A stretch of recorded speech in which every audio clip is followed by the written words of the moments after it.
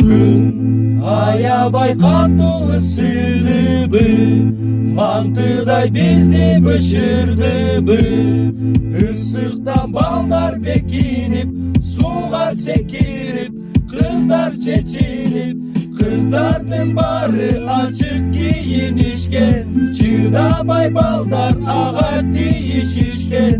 Ысыктан качып көлөккөгө барып, терлеген кыздардын макияжы агып, сага окшоп калып, мага окшоп калып, эркек болуп калып. Эми бизге булуттар келеби, жамгырларын кайрадан береби? Салкын түшүп суук болуп үшүүсө, балким кыздар кийимдерин кийеби? Апалардай узун кийип жүргүлө, жары түз жылмайып күлгүлө. Жасалма боекторду койбостон, табияттан сулуу болуп жүргүлө. Айым болуп алып,